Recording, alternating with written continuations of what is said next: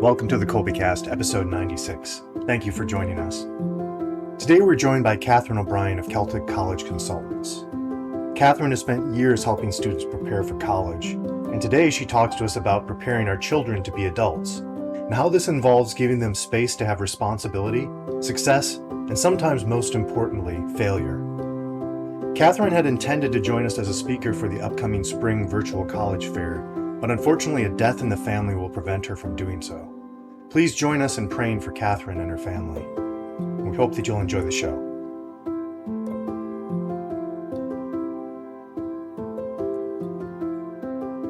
Hi there, I'm Bonnie, liturgical musician, popcorn and podcast fanatic, and Kolbe homeschooling mom to 4 lads and lasses of middle and high school age. And this is Stephen, homeschooling father of 5 and director of development for Kolbe Academy.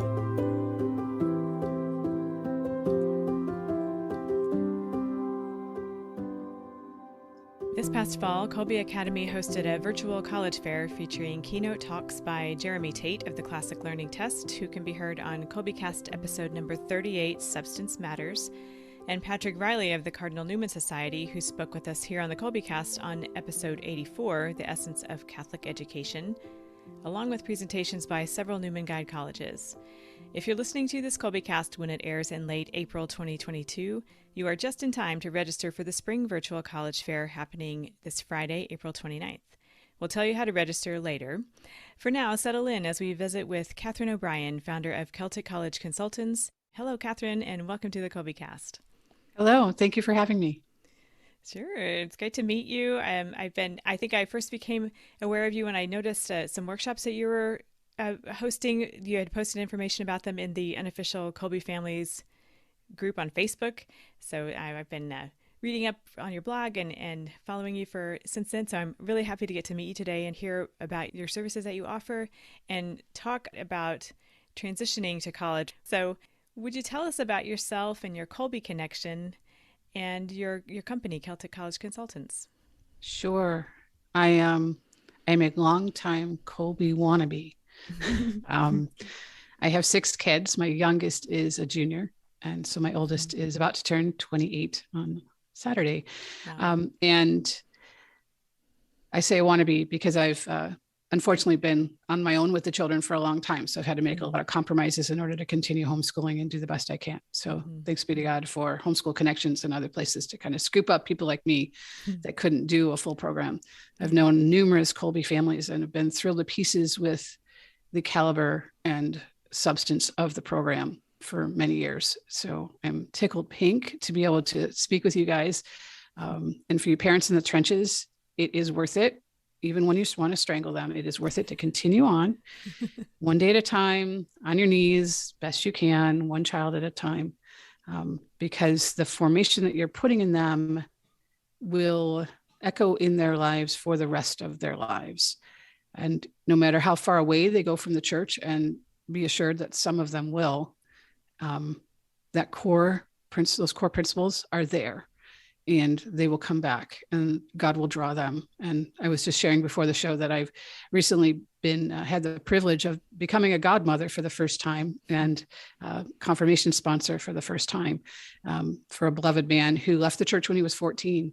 And in his return to the church after almost 60 years away and becoming a Methodist minister and doing ministry lots of places, it was simple things like the Hail Mary and going to Mass that drew him back, because the reverberation, God just stepped on that and pulled him back in after all those years. So those things, those seeds we're planting will bear rich, rich fruit. You asked also about my business. So Celtic College Consultants started at a park day, a homeschool park day many, many years ago back in Poway, California. A number of our moms had never been to college and I'd been to grad school. So I'd done it twice and they started asking questions. And when things fell apart and the kid's dad stopped working and eventually disappeared, I needed a way to support us. So I found opportunities to get mentored and to start doing what I was already doing. And I've been blessed to be able to work with thousands of students and families across the country in all sorts of fields, helping them figure out who they are and own it, because that is like the work of a teenager, to figure out who I am and be comfortable in my own skin. And then where's God calling me? What are my gifts, and own them? And what is the right place for me to grow in those gifts? And then alongside that, very early on, I did some formation, became a certified college planning specialist, because especially in Southern California, where I lived for many, many years, there were so many families that made good money, and they were in that window where they made too much to get need-based aid, but not enough to write checks. And they were that pain point place. And I wanted more tools to be able to help them. So ever since 2009, when I had that certification, I've been working on that side as well. One of the few college consultants that does both sides, the student formation and admissions and that whole process, as well as the financial side, which sort of reflects my academic background. My undergrad, I have an industrial engineering degree from Northwestern University, where I spent a lot of time at the Newman Center. That was my home away from home. And I also have a master's degree in theology from Franciscan, and I'm working on a doctorate in theology at the moment. So I speak geek, and I can actually write in English as well. So that's very rare. Being able to do the people side and the money side, where a lot of my colleagues can do the people and the English, but they can't do their math, but I can do both. It's a rarity. Yeah, yes, it is. Quite a gem, and what beauty to see what has come from your lived experience, and you putting it in the service of families. It's such a privilege. I liken, sometimes people ask me why I do what I do, and I liken it to the math teacher that kind of gets so excited when the light goes on, when they see the child go 2 + 2 is just sort of this stuff exterior to the interior, and the light goes on. They're like, oh, I get it now. 2 and 2 is 4. I know what that means interiorly. And that is such a joy. And I get to do that with the people themselves, watching these youth get to know who they are themselves, and the light go on interiorly of, oh, I'm this kind of person, and it's okay to be me. And there's a place for me in the world, and there's a place for me in God's kingdom, and I can be me. And to see that light go on, that's what I get to watch and be in the front row seat. And it's such a privilege and a joy to partner with parents, to work with their children, to help them step into themselves.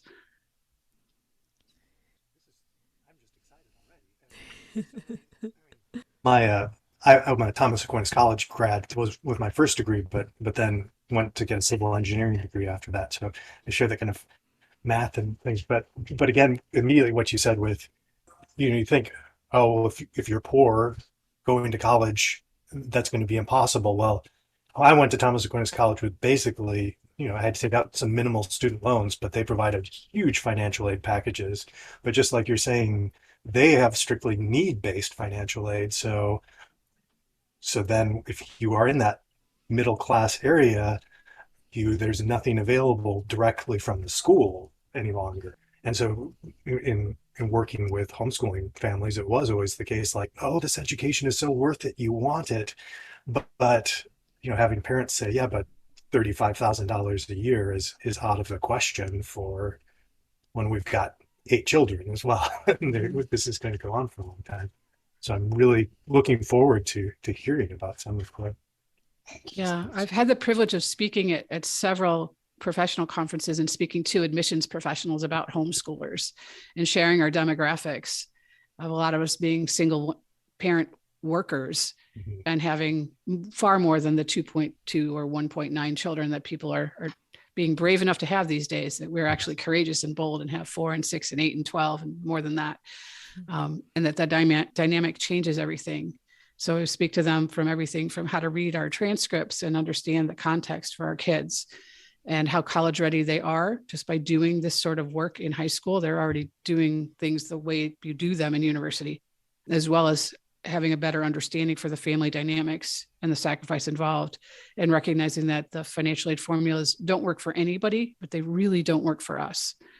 Mm-hmm. At the same time, getting to know a number of the financial aid officers at a number of the Newman Guide schools, especially, who are stellar among their peers, because if you ask a straight question, you get a straight answer, which is not the typical situation when you talk to a financial aid professional. Mm. You get a lot of smoke and mirrors and obfuscation, and sometimes just downright wrong answers.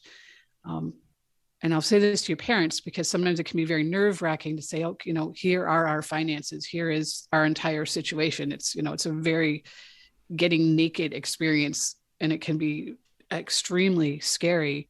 But with the Newman Guide, people you put your best foot forward and be honest with them, and they will put their best foot forward to come back and help you. We're all on the same page. With the other schools, you can't act that way. You need to be, wise as serpents and all that, innocent as doves and wise as serpents, because you got to play the game a little bit differently. But it's been a delight to have some financial aid officers that you can actually talk to and get real answers. And they will go to prayer for you as well. And that's one of the other things I do for all my families, which I've been doing for years and years and years, is I have a holy hour every week, and I take all of my families with me every week. I'm the only college consultant I've ever met who takes my families to holy hour. And I've worked with the whole gamut of families committed against organized religion, to Muslim families, Jewish families, to staunchly, Latin Mass only Catholic families, the whole spectrum of people, and taking them where they are, knowing that they are God's children, and helping them. What is that next step towards Christ for them from where they are? Because that's all we can do, is that next step, whatever that looks like, even though it might be a really tiny step, really far away, but they have to take it in order to get closer. Sure. So, yeah. That's a very real dilemma, the value that we see in the beautiful education at the Newman Guide colleges and many other colleges in the liberal arts, but the cost of it, and not wanting to saddle our children with a lot of debt, or being able to take on that debt ourselves. How to balance those two things is very real. Today in this conversation, we're hoping to focus in on the idea of transitioning to college. So let's talk about your approach to preparing students for college. You have a blog post up on your college prep answer guide, which we will link in our show notes. It's called What Every Student Heading Off to College in the Workforce Should Be Able to Do, which I think is a great starting point. But I'd love for you to give us some things we may not have thought of yet, or just things to keep in mind as we're trying to do our part to help them help themselves, and do for themselves what they can do. And I wanted to point out on my blog, because this is something I've written about quite a bit. So there's also Signs That Your Child is Ready for College, that I wrote in January. 5 Habits to Become a Better You, that I wrote also in January. Advice for Our Sons is another one from September of 2021. So I would suggest that you fish around, because I do touch a lot of topics. One of the things that I do, again, fairly uniquely among my peers, is I don't quit when the kids get accepted to college, is I spend the next couple of months talking about all of the obstacles from here to there, so that they are ready and they understand what office hours are and what TAs are for, and how to manage their time and their money and all of those things. To answer your question, to start broadly, is that when our children hit 13, we'll say, they're finishing the 8th grade, we need to start realizing that mom needs to start retiring. And so by the time that child graduates high school, everything that mom does, all those hidden things, those many, many hours that we spend organizing all your stuff, so you have it in the gym bag when you go to practice, organizing the appointments, getting you places, all the different things that we do emotionally, helping you talk through things and prepare you for things, that all of that we need to learn how to do ourselves. So we need to teach our kids to do that. So when I have the opportunity to work with families in 8th and 9th grade, I will start them on the path. And actually, whenever they start working with me, I'll start them on that path. And if they come to me as juniors, I tell them, you need to fire your mom. I'm really blunt at that point. And they always look at me shocked, like, I don't want to fire my mom. I said, no, but she's not going to go to university with you. The kids have no idea what that means. They're blankly, and mom's going, oh, yes, I get to take that load off. And the child is sitting there going, fine with me. Because they have no idea. So we need to, and as homeschoolers, we tend to be pretty intentional to set up those little opportunities for them to take over. Maybe they're going to plan the next family vacation, and you're going to be over the shoulder, and they're going to figure out when you need to get gas and how much food you need to bring, and where you're staying, and however you're doing things, if you're camping or if you're hoteling or staying with friends or whatever you're doing, and have them figure that out. And, we're going to go across the Canadian border or the Mexican border, or we're going to fly someplace. How do we do the money exchange and all those things, and have them figure it out? And they're going to fail like crazy. And you're going to be behind them, like sweeping up the mess. And so it's going to plan twice as long, because it always takes longer to teach somebody to do something, to do it yourself. but figure out those things. Maybe it's meal planning so that they can do the grocery list. So then they can go do the shopping. So at this point, I almost never cook. My youngest is 17, but I haven't cooked in years unless I want to cook. I do the meal planning because I don't like the meals my boys plan because they're boys and they'll just eat starch. And I'd weigh 400 pounds if I ate what they went on the list all the time. So I control the meal planning, but they have to do all the cooking. And it's always fun to have a guest over to dinner and I'm chatting away and they're expecting me to disappear and go in the kitchen. And I never go in the kitchen. And they're like, how is this going to work? And some of that, I had the gift of being a single parent. So you can't do everything. So it was really clear that my boys had to learn things. I also have the gift of being a Boy Scout leader. Yep. Not all the policies are perfect. That's true everywhere. However, what is Boy Scouts about but creating fun adventures wherein the boys get to simulate being adults. And they have to plan that hike. They have to plan that camp out. They have to plan the activities. They have to plan the meals. They have to plan the budgets. They have to raise money. They have to do all these different things. So it's the same thing. So they need to figure out how to handle money. They need to figure out how to handle their time. They need to figure out how to handle their emotions, because conflict resolution with your roommate and your dorm mate and all those things, they need to figure out how to say no to themselves, because I really met the best guy in the whole wide world and I really want to date him, Mom. And I've been at college for 3 weeks. And maybe he is the best guy and maybe he is Mr. Right someday down the road. But just to recognize in humility, and I'm 3 weeks at college and I have no idea what I'm doing yet.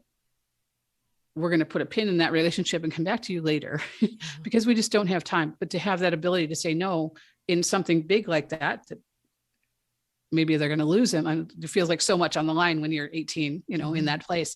Yeah. But it starts with all those little no's. And I think we think of those things a lot of times in the spiritual life, but we sometimes forget to put the practical applications out there. Mm-hmm. And we need to do that and let our kids fail. Yeah. That's really, really important. And it's one of the things I love about scouting is we set these young men up or young women up and let them go do things. And we're watching. And if they fail, if it gets dangerous, we step in immediately. But if they fail, then we talk them through and help them suck out the marrow out of failure, because that's where the good lessons are. When you fail, you learn so much more than when you succeed, actually. Mm-hmm. And having that opportunity to fail.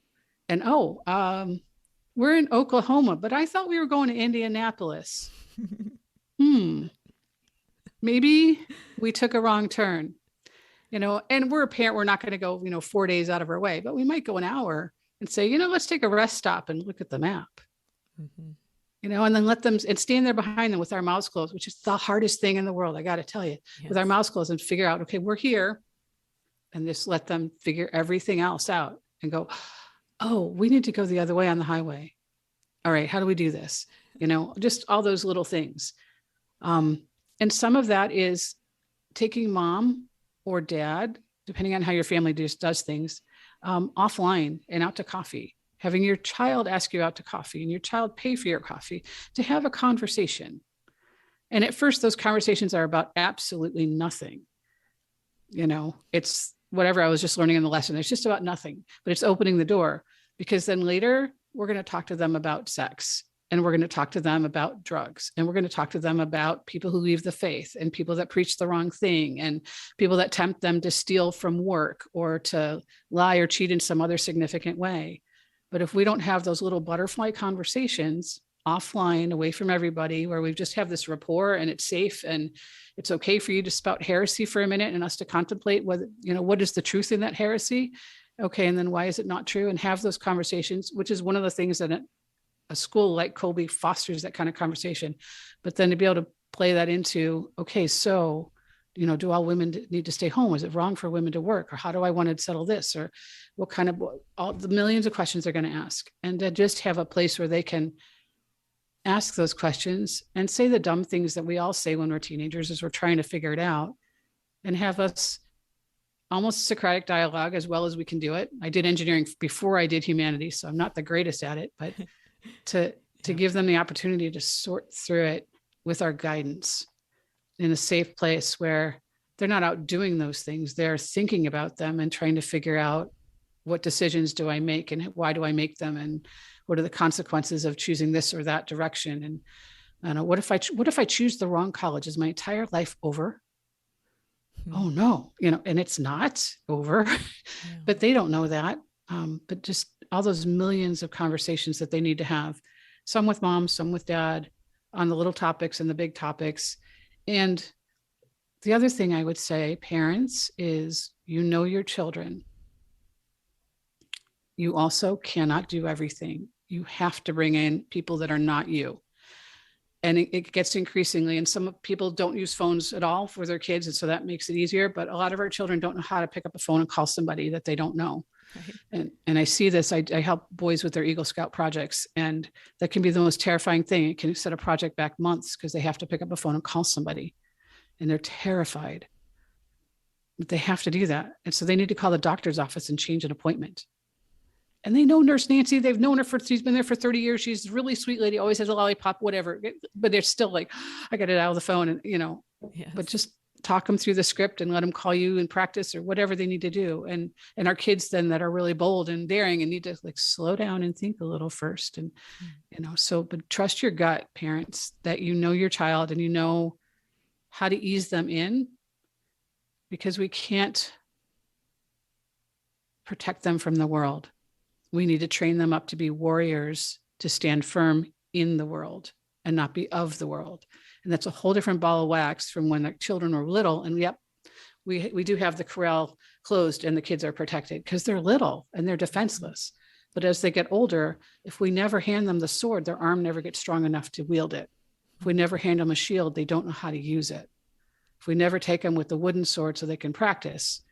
And I don't mean physical swords necessarily, unless you're into fencing, but I mean the things we need in order to stand firm in the world, to make the decisions we need to make.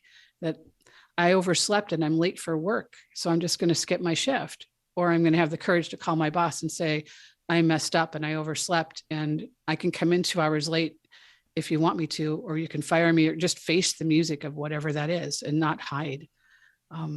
But just all those things to just really remember that you are not raising children. You are raising adults.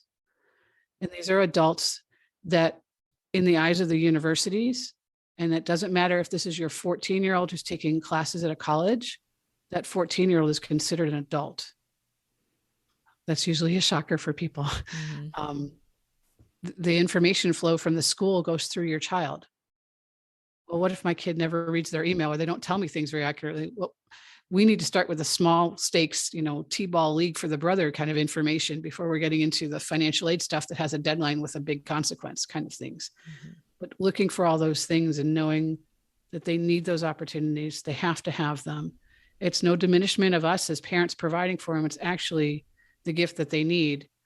We're still over them. They still have their fathers to protect them, their mothers to guide them.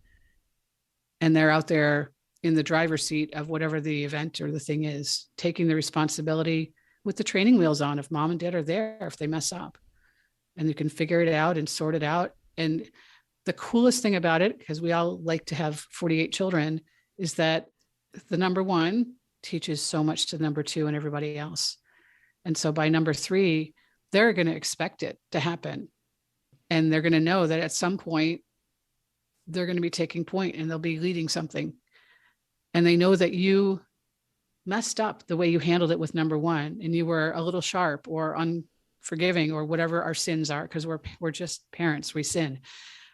But we, begged forgiveness and we worked it out. And so that, we parents might mess up with number three, but number three knows that they'll work it out. They're still here for us.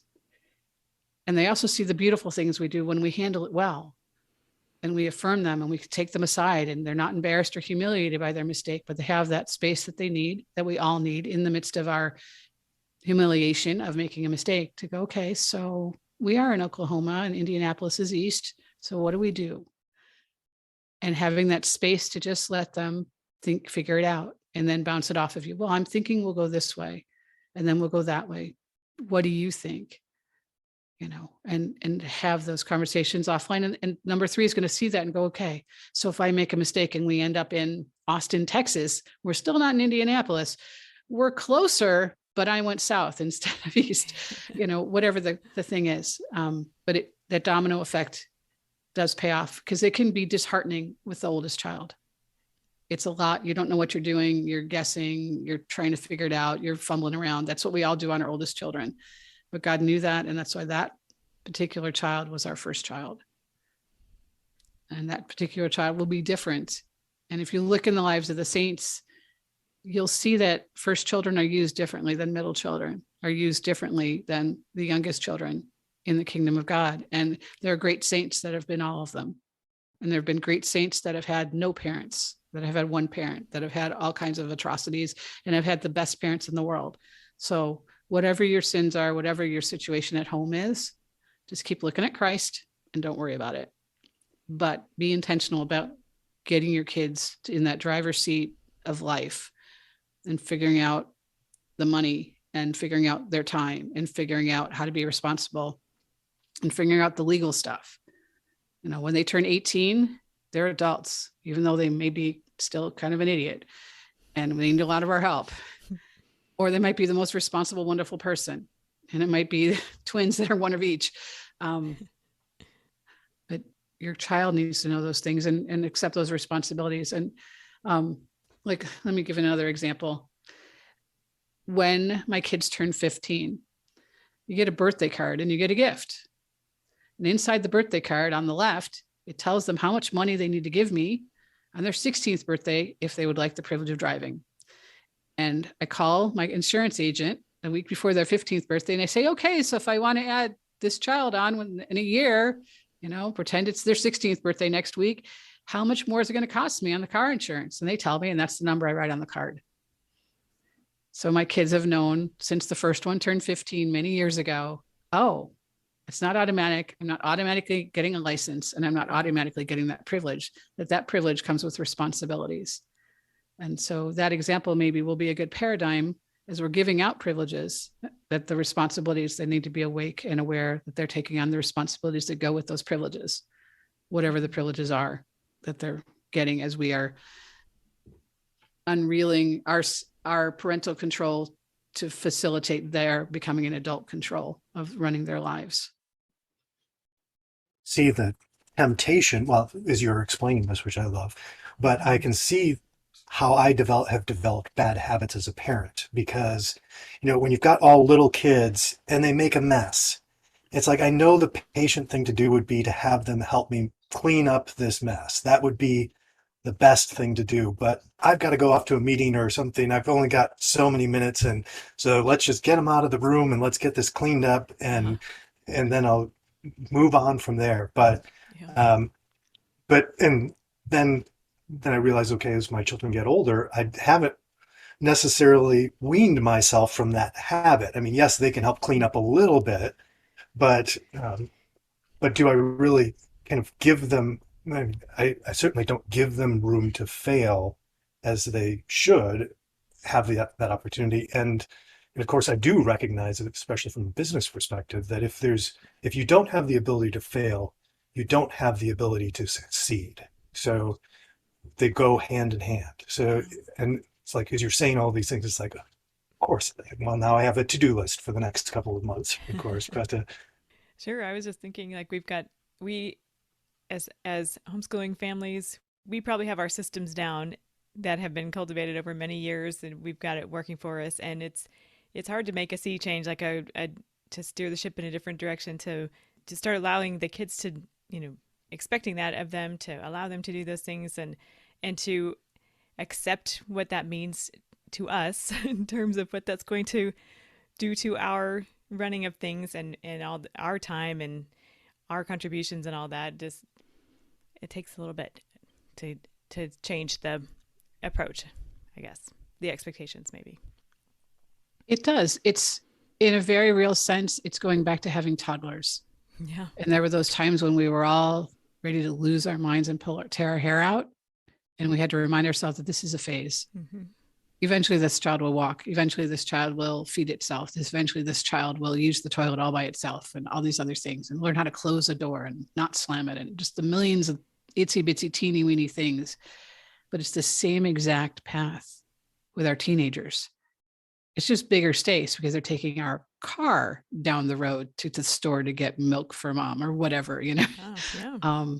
But it's the same thing. So in a sense, yeah, we all create systems. Absolutely. We have to, but they've always been changing, Yes. Yeah. Yeah. And we've all had that season where mom got sick or had to go away because her parents were ill or something like that, or dad had to go on a business trip. And so we had to limp as a family because somebody had surgery or something happened and we had to function without somebody. And so we do know how to shift our systems. We do. And we do know how to lean on the kids, because in those moments we did, and they stepped up. So I'm thinking, okay, I like this idea. I know we've tried it. We do certain things and like, okay, here's your job to do. And then it's like, oh, but it seems like it's just nagging and it's just easier to just spend the 30 seconds and do it myself rather than get all of the drama. But it sounds like the best thing is to be persistent and consistent, and you mentioned something about, it sounds like consequences as well. Like, okay, it's your job. What are the consequences if this job doesn't get done? Am I on the right track? You are. And some of it is remembering that we're looking at the long-term training.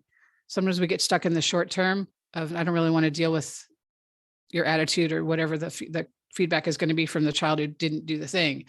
But we have to remember that I'm disciplining you because in 6 months, in 6 years, whenever it is, I'm not going to be there. And you need to be able to do this day in, day out reliably. You need to show up on time, because that's going to hurt you for every single class in college, every single job you have, every single date you have with your future wife, all that. So buddy, you just lost whatever. And the other thing is, we can tend to let our kids talk back when they shouldn't. And that's a fine line, and it's hard when they're teenagers, because sometimes they do need to talk back. There needs to be a conversation. And sometimes it's just, I'm being lazy, and that's their attitude. I'm being lazy and I don't want to deal with your stuff. So if I whine a little, maybe you'll let me off. It worked when I was 8. So I'll try it when I'm 14 and I'll try it again when I'm 17. And we have to remember that is an adult in training, and that's not going to fly. So pretend we're their boss instead of their parent. No, son, their whole shift is waiting for you because you didn't bring the supplies in so we could do the thing that we need to do on our shift. So yeah. Why did you think that was okay? Which in the moment might feel a little bit like being mean, but it's the best medicine. And I'm a woman. I've struggled with this. I've had to be their dad, which it can sometimes be easier for the men to be a little bit more, because I don't know, they just have that gift of being a little bit not maybe so emotionally connected and wanting to keep it all nice, at least as I do sometimes. But when I have spoken at conferences, I also listen. And the complaint about the homeschoolers that do not succeed at college are the ones that haven't had deadlines consistently applied and consequences for those deadlines. Those kids tend to wash out. All the rest of the homeschoolers, they love us because the kids are so disciplined and so independent and so able to think and articulate and all the other things that we inculcate into them. But that one thing, and that just kind of was the last straw for me to just tip over and say, no, I need to be the tougher mom and make sure the consequences are there, or else my children are going to go out there and they're going to fail where they could have succeeded if I taught them to make sure the deadlines happened. Sure. The logical and natural consequences. Yeah. Yeah. And the other piece, because I can tend to be over on the logical. I mean, if you train for a long time in engineering, it does things to your brain. But then that regular time in a holy hour before mass, whenever we can tuck it in with our routine and our spiritual lives, is to take those children and surrender them to the Lord and just sit in quiet with, the first child, the second child, and say, Lord, I am just here. I'm just a steward. I have no bloody idea what this child needs. I'm seeing this and that, but you know the whole picture. And we all know well that we all wear masks, and teenagers are very good at masks, because I have an idea or a thought and I'm not ready to share it, or I have a wound and I'm hiding from something and I'm not ready to whatever. Or I'm trying out this part of my personality. And so, there's just all those different things that are going on. So in humility, none of us really knows everything they need to know. in order to parent well, but the Lord knows everything. So if we have those regular touch points, we're just surrendering and saying, okay, God, I need you to direct me. Logically, I can see this based on the past patterns and behaviors. I can see that, but I want to do what you want me to do, even if it doesn't. It might work through my logic, or it might be something that you just inspire me in my gut to say, yep, with this child, I need to be really gentle right now. And I have no idea why. But to have that balance, that we're always surrendering to the Holy Spirit. It's that listening and what is God telling me to do? And even like this last year, I'm just finishing with a pair of twins, and I was really, really hard on the brother and really, really gentle with his sister. And about halfway through the process of applications, I find out the sisters got debilitating medical issues, and we're offline for a while, and we're in the hospital for a while, and there's all kinds of stuff going on. But when I started being gentle with her, I had no idea that she had health issues. But I just knew that I was being led to be more gentle with her. And her brother, being hard on him was exactly what he needed. And he has blossomed like crazy, and he's doing amazing things, and he's getting great offers and having wonderful opportunities unfold. And he's like, you've always given it to me straight. And they've had conversations at home that they relate to me later. It's like, oh, she never talks to me like that. She's always really direct. It's like, no, she's really gentle and patient. And they're like, is it the same person? But it's just like that with our kids. That sometimes they need us one way and sometimes they need us the other way. And that trying to just immerse ourselves in the Lord and be his tool, because it's not about getting the Parent of the Year award. And it's not about, me being able to trot out, well, my first child went here on, $85 bazillion in scholarships. My second, that's not what it's about. It's about, well, my first child needed me in this way, and I showed up. My second child has needed me in that way, and I'm still showing up. And those paths may be, the quote ideal path that we want them to be on, and they might be messy. And we have to let go of the initial outcomes, because sometimes they do the right thing for the wrong reasons. Sometimes they do the wrong thing for the right reasons. Sometimes the best thing for them, and please don't get mad at me, Kolbe people, but sometimes the best thing for them is to leave the church and hate God for a little while. Because you remember what happens when we wrestle with God. We lose. But when we're hating God, we're wrestling with God. When we're indifferent, that's the scary place, because we're not engaged. But if they're mad as heck about whatever, they're engaged. So when they get indifferent, you want to pray for something to happen so they get engaged. But that might be the best thing for them. Like the gentleman I mentioned at the beginning of the show who'd been away from the church for so long. One of the gifts that I could give him was when I finished at Northwestern, I left the church for a few years. I was really tired of not getting fed anything.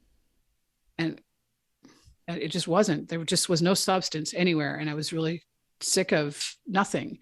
And I knew Jesus, and nobody at the parish or the Newman Center pretty much did. It was just anyway, but to be able to have that gift and be able to say to that man before he went to confession after all those years, yeah, I had to do this too.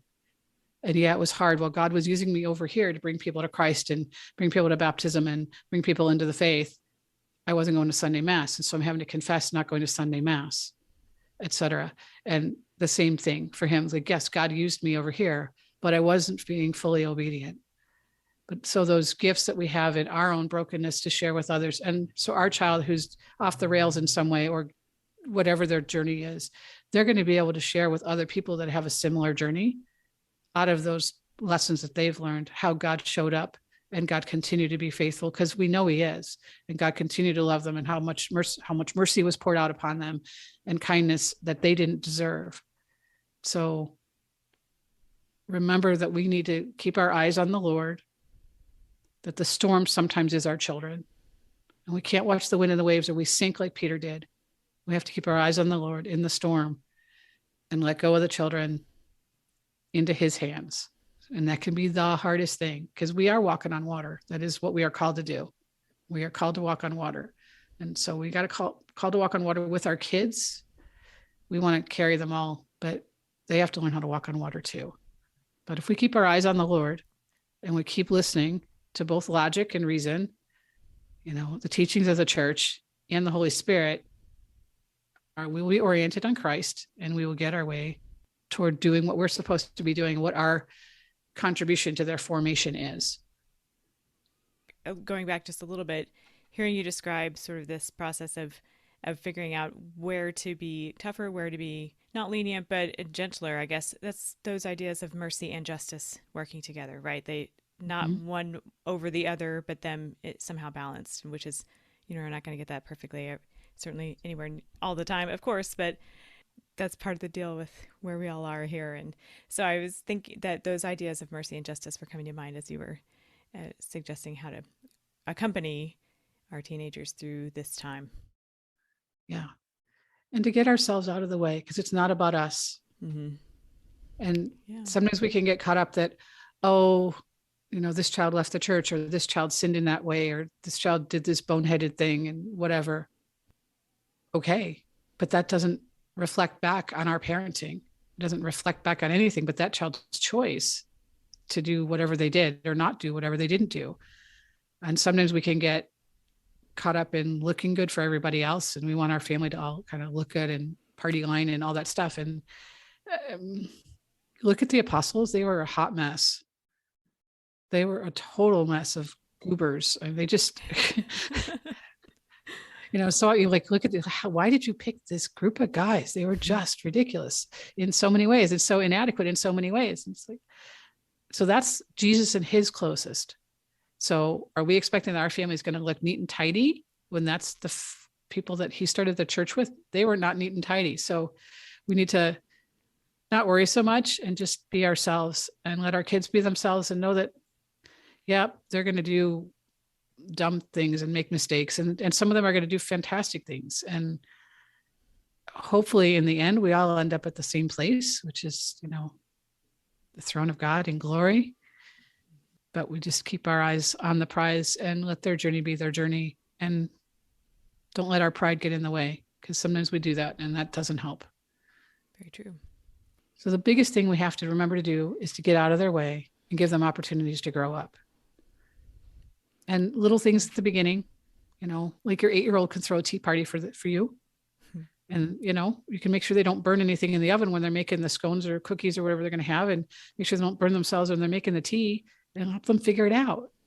Yeah. And what do we need to buy, and make sure the stuff's on the list. Oh, you didn't buy it? Well, I guess we'll have to postpone it to next week. And, little teeny things, and then bigger things and bigger things. And just let them try, and have those, for all of you blessed to have intact marriages, use some of that pillow time, that treasured pillow time at the end of the day, once in a while, to assess, okay, so child 1, what's missing? What's weak? What's strong? What opportunities does this one need? What are we seeing? What are we getting in prayer? And child 2, and, we might need a few nights if we've got lots of kids, we still are parenting. But every so often, just to kind of check in and make sure we're on the same page, we're seeing the same things, and just be aware, we're kind of missed this area with this child. Okay. So how, what opportunities are coming up that we can help that child? And the other thing I would say is, please stop being afraid of sex. They need to understand it. They need to understand it's beautiful and wonderful and a great gift from the Lord. It's something that parents do. It's part of the marriage covenant. They need to understand it in the relationship between God and the church, that we've got the bridal spousal relationship here between the bride and the bridegroom. And obviously we're talking then, Eucharist and other ways of communion than the physical communion we're talking about in the marital situation. But that, that whole area of inclination and drive is normal and part of us. And like every other part of us needs to be tamed. I can't eat chocolate cookies all day long or I will get sick. I can't overindulge there either. And there's a time and a place for chocolate cookies, and there's a time and a place for various activities in the physical affection realm. And back it up. It's not just the physical. How do we have all of our relationships all the way down to our friendships? A lot of times I think some of us don't talk about all those things, and we need to, because especially in our day and age, the world's saturated with all that stuff. And if they don't have a clue what's being talked about, they don't realize that, that's a temptation thing I should avoid, or basically what's going on and how to make the reasonable decisions they need to make, which might mean looking at some things they're a little uncomfortable. So you have some clue of the lingo yourself. Cause I know I've had to do that sometimes with my boys. I'm like, okay, so that's what they're talking about. All right, so we need to have this kind of conversation. Obviously, we need to be careful how we expose ourselves and whatever, so we can do that appropriately. But we do need to deal with that area just as much as any other area as we prepare them. And sometimes the kids just don't have a clue. And then, they get into some kind of relationship and they have no concept that there's a difference between infatuation and just, generally somebody's kind to me and the kind of love that is the kind of love you build a family on. So having those two, being able to navigate those waters as best we can so that they can learn this is how virtue is applied, but to not be afraid, and they need to know that it's a good thing. This is a gift that God gave, but don't be afraid to not to address that topic, please.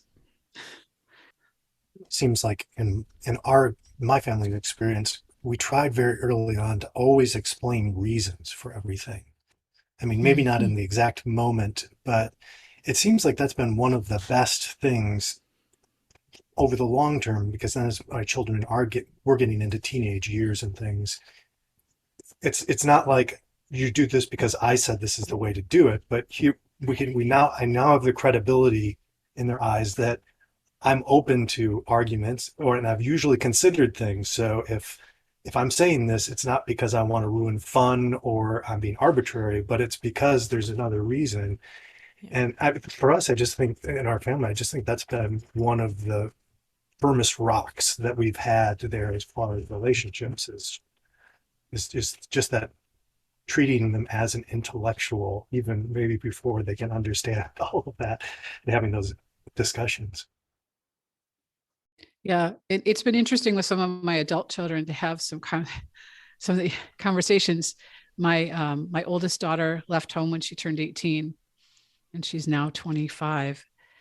And so I get these, well, you always told me it was like this, very black and white. And I said, yes, because you were 6 then.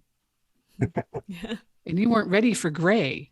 So now that you're ready for gray, let me explain, And some of the kids, they haven't needed to have that. They figured out that, it was developmental. And others were like a little bit more black and white. But you lied to me. I didn't lie to you. I spoke to you in an appropriate way according to the level of development you had. So just be not afraid. They're going to come back and question you and ask you questions, and that are going to put you on the spot. A lot of it'll be, oh, wow, so this is why you parented that way. Or now I see all those things. And but having those open lines of communication so they can call up and ask anything. My car broke down. I'm thinking about taking a loan. I want to move here versus there. What do you think about this dress or that dress? And from the inane to the really, really serious, you want them to pick up the phone and call you. Because when they're 25 and 28, you're at their mercy. Yes. You don't get to know everything. You get to wait for them to call you and invite you into that part of their lives. So we are answering those questions. We are paving the way that they will still call us, and we get to answer them and enter into those conversations. It speaks to quite intentional relationship building. And even as you are moving on to other things with your time and attention there, it's not at the expense of relationship. That's still very much priority and tended to. Yeah. Yep. So at our last college fair, there were several presentations from Newman Guide colleges, and we've spoken with a few representatives from Newman Guide colleges and will in the future as well. And there are so many great things happening at the Newman Guide schools. We have such admiration for them. Many of our students go to Newman Guide colleges and many do not. So could we talk for a little bit about staying Catholic at non-Newman Guide schools, and to that side of things, if students discern that where they're headed to college is not on the Newman Guide list, what do you have to say in that realm? I'm glad you asked, because as lovely as the Newman Guide schools are, they're not for everybody. And they don't offer all the majors under the sun. They're just not the place for everything. And if all of the really faithful Catholic kids went there, they'd all shut down because they wouldn't have been able to handle the capacity. But the biggest Catholic school in the United States is Texas A&M. Yes, we talked to them on, it's blanking on what episode number, but we'll link that. The episode's called Vibrant Campus Ministries. Yes. So I actually created a college guide called Every Catholic's Guide to College that's available on Amazon. The 2022 edition is the most current edition. 2023 will be out on July 1st. Okay. So every July 1st, then the one for the next graduating class will be out. Oh, gotcha. Okay. And so what this guide is all of the schools. So the Newman Guide schools are in there, which is 25 schools. But also the ones, the National Catholic, forgive me, I can't keep them straight. Either the Register or the Reporter, whichever one the conservative one is, they have a guide that they recommend schools. There's a ranking place that does the top 50 Newman centers in the country, where the Focus missionaries are, where the St. Paul's Outreach missionaries are, where the Thomistic Institute chapters are, et cetera, et cetera. And so when they meet the criteria, they're in the book. And it's a typical college guide. So 600 pages, 8.5 by 11, and every Catholic family should have one. Wow. Because if your kid wants to be a biomedical engineer, well, what schools have that? If your kid wants to be an art major, what schools have that? And on and on and on. So by state. And then each school has all the majors that it has all the admissions information, the cost information, financial aid, basic information, as well as a complete rundown of Catholic ministry on campus with who the last chaplain was that they have posted, because sometimes they change them in the summer. And so that I update as much as I can, but when that happens, I can't catch everything. And contact information. So when you are thinking about school that's really far from home, you can call admissions. The other name for admissions department is marketing department. So you can call them and get their take, but you can also call the chaplain or the director of campus ministry and get their take, as well as having some idea of where their website is and what kind of activities they've got going on and all of that. Because our kids are going to be different and different environments are going to be right. And some of our kids are ready to soldier on and go be out there evangelizing. And if they're with a whole bunch of other Catholic kids, who are they evangelizing?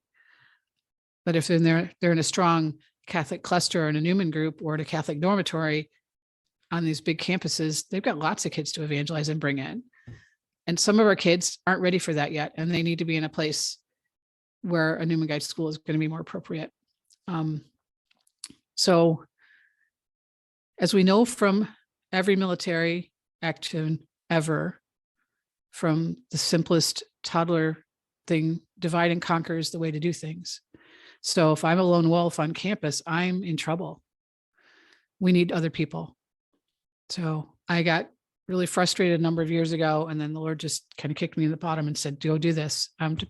With parents that were like, okay, Newman Guide schools don't have whatever that we need. Where do I send our kids?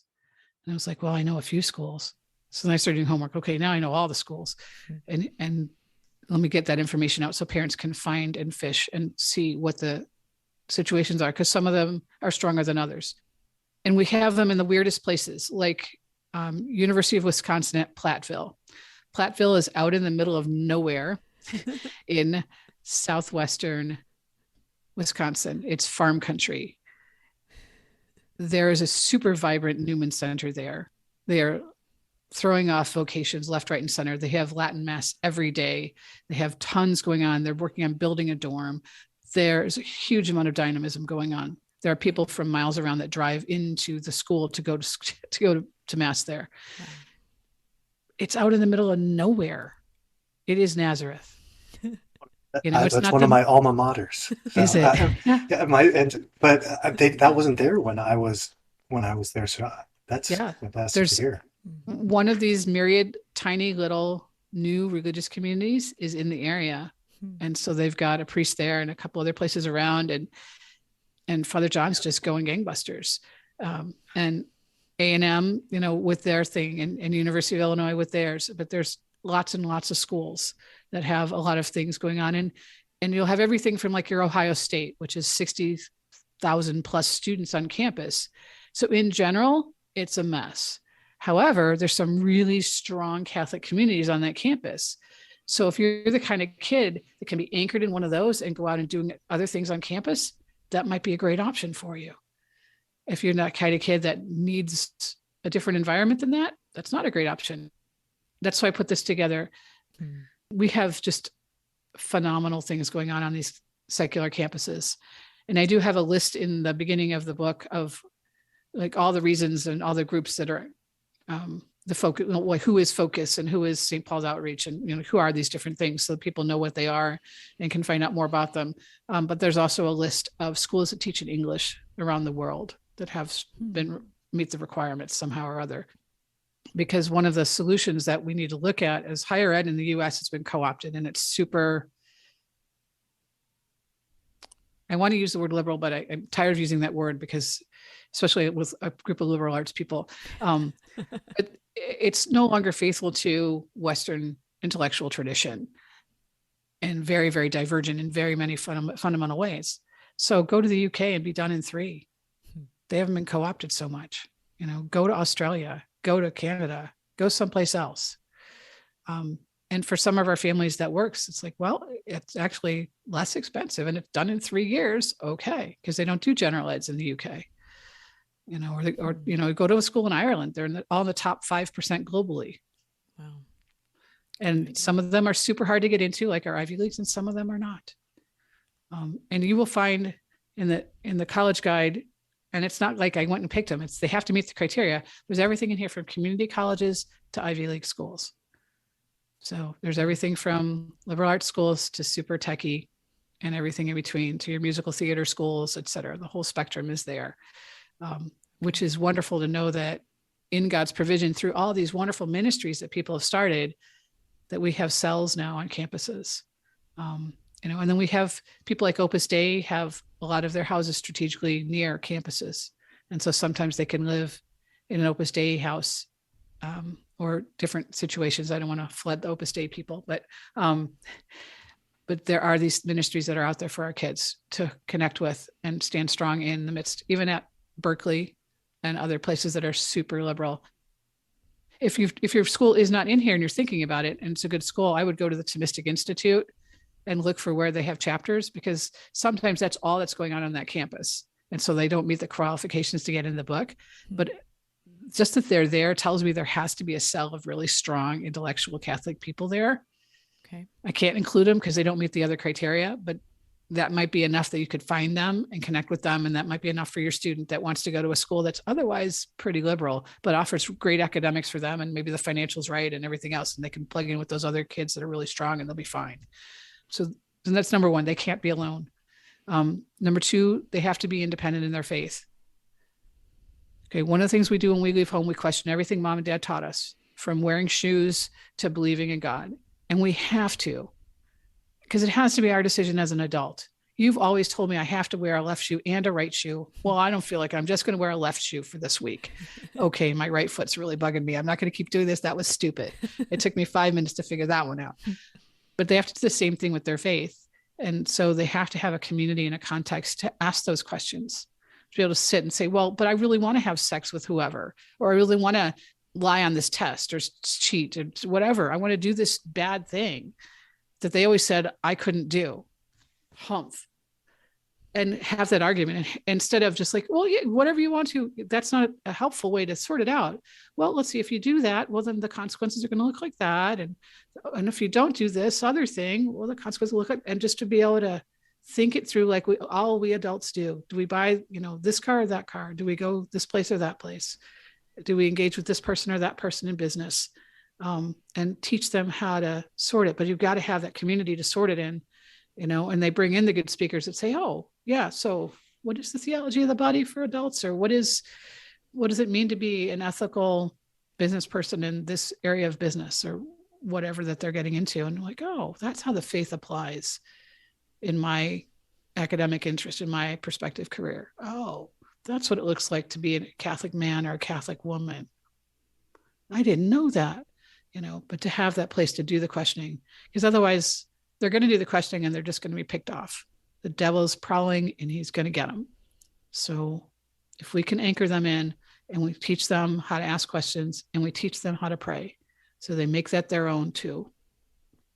So one of their knee-jerk reactions to, oh my, I whatever, have this issue going on in my life, is say, oh God, what do I do? And maybe that's the extent of their prayer, but at least they're opening the door, or to a more developed prayer life, but to have some sense of independence in their prayer life, so that they're bringing in a need for community, ability to ask questions, and an ability to pray.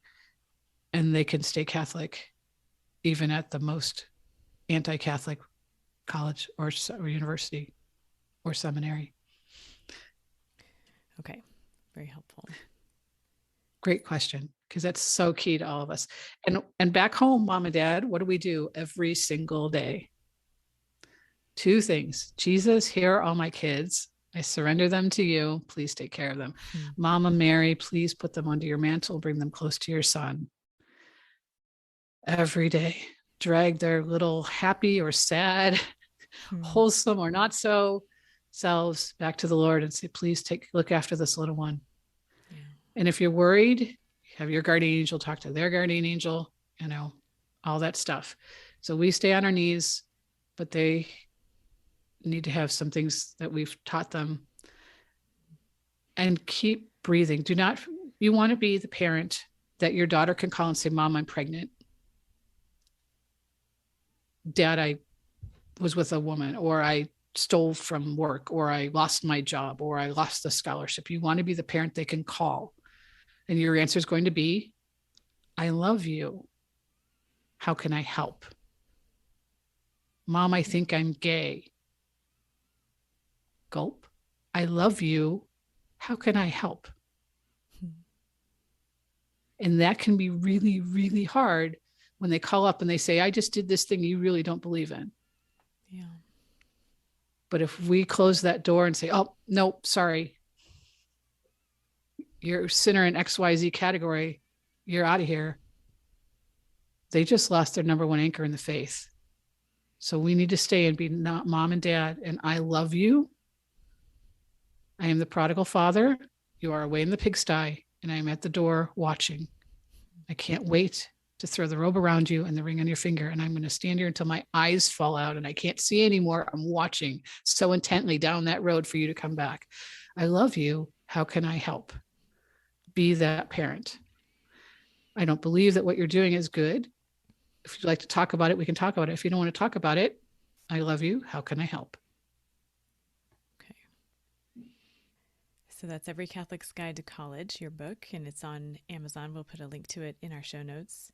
So you have several resources on offer. You have that book. You have your blog, College Prep Answer Guide, which, as I said, we will link as well. You do a radio show. Yes, I also do a radio show.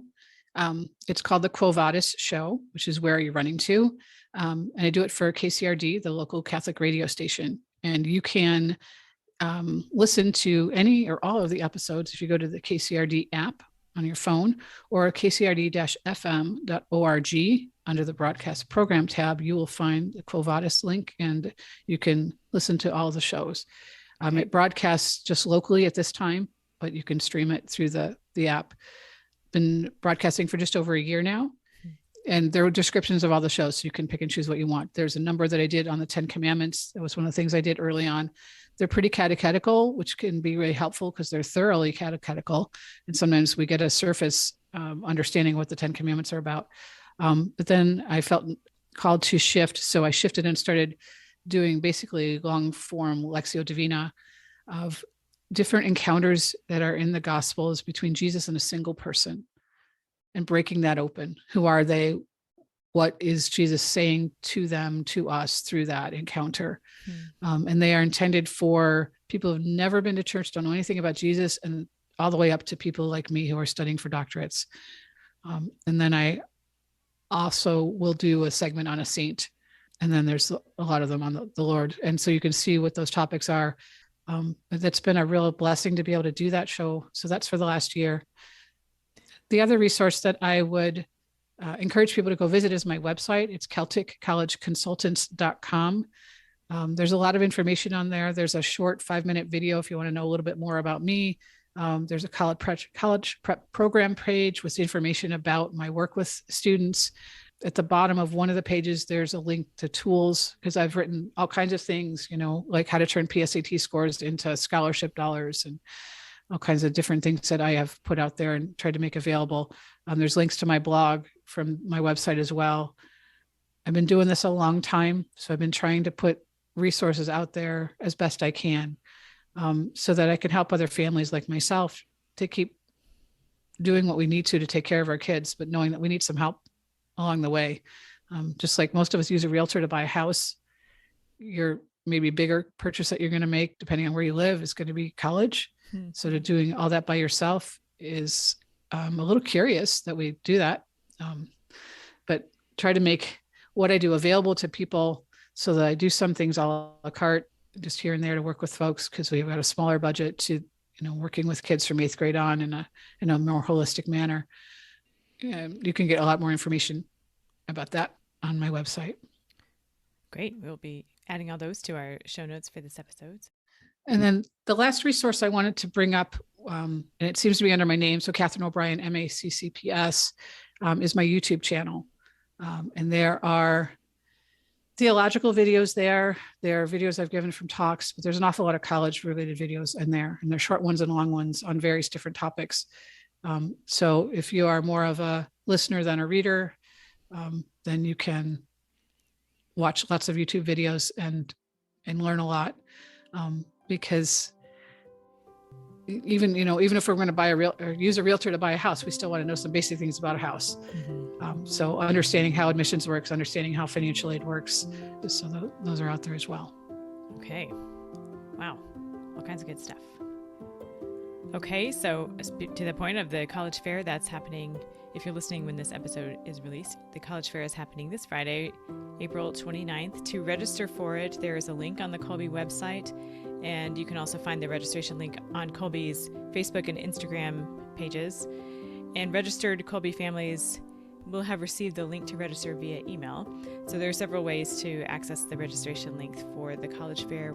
So check that out. If you're listening to this recording after April 29th, check out Kolbe's YouTube channel, where we will have the talks from the college fair posted for watching when it is convenient for you. Katherine, thank you so much for coming to visit with us today. We sure appreciate all you have shared with us. It's been lovely meeting you and conversing with you. It's really been a pleasure. Thank you. You're very welcome. It's been a pleasure to be here. So I have 2 favors to ask, Sure. And that is that you pray for my daughter, Margaret, Okay. and you pray for my best friend, Paul. Absolutely. Both of them are just in need of a lot of prayer right now at this point in their life. Thank you. Sure will. Subscribe to the Kolbe Cast on your favorite podcast app so that you don't miss an episode. And let us know how we're doing by leaving a rating or a review. And as always, feel free to email us at podcast@kolbe.org. Mary, our Mother, pray for us. St. Maximilian Kolbe, pray for us. Ad Maiorum Dei Gloriam.